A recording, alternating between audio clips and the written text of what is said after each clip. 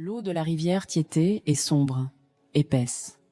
Elle charrie les déchets de la ville. Mais ce jour-là, elle charrie quelque chose d'autre. Un corps flotte à la surface. On l'attrape, le hisse sur la rive boueuse. Ce n'est pas un noyé ordinaire. C'est le corps d'une jeune femme. Mais c'est là que l'horreur frappe le regard. Les mains ne sont pas là. Les poignets se terminent par des moignons tranchés, avec une précision chirurgicale. C'est le mystère de la femme aux mains coupées, de 1960. Cette femme s'appelait Sandra Tavares, elle avait 18 ans, elle venait de l'intérieur, de la campagne brésilienne, elle avait rejoint Sao Paulo pour travailler comme domestique. Elle est sortie un soir pour aller chercher du sel ou acheter du pain. Et n'est jamais revenue, personne ne l'a vue partir. Elle a disparu dans la noirceur, absorbée par l'immense métropole. Plus tard, des pêcheurs ont trouvé les mains. Elles flottaient en aval, séparées du corps, comme si elles avaient été offertes au fleuve. La nature des coupures était chirurgicale, brutale. Ce n'était pas l'œuvre d'un accident, ni d'une bête sauvage. C'était l'œuvre d'un homme. L'enquête a rapidement mené vers un homme du quartier, Aurelio. On le dit, le lépreux, un marginal vivant dans les rues de Mogi da Cruz. Il a été arrêté. Son interrogatoire a plongé la police dans un monde de folie et de superstition.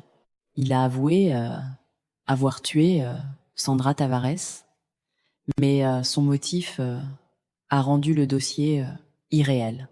Il a dit qu'il avait agi sous l'emprise d'une voix. Il a parlé de paroles mystiques, d'une lumière qui l'aveuglait.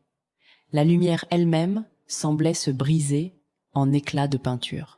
Il a dirigé la police vers un endroit où il prétendait avoir enterré les mains coupées, mais l'objet de son délire n'y était pas. Aurelio a-t-il vraiment commis ce crime? Certains pensent qu'il était un bouc émissaire, un homme fragile avouant pour attirer l'attention. D'autres pensent qu'il a été manipulé, qu'il n'était qu'un pion dans une machination politique ou sociale plus grande. Mais pour la famille de Sandra, la vérité psychologique est terrifiante. Elle a été privée de sa capacité d'agir, de travailler, de toucher le monde. Les mains sont les instruments de notre humanité. Couper les mains, c'est couper la capacité de la femme à s'intégrer, à se défendre. Aujourd'hui, le cas reste marqué par la peur. La rivière Tietê a changé, a été bétonnée, le visage de la ville a été transformé. Mais l'ombre de la femme aux mains coupées hante toujours les ruelles sombres de Sao Paulo. Le silence des coupures de Sandra Tavares crie toujours pour une justice qui n'a jamais été pleinement résolue. Merci d'avoir regardé, à très bientôt.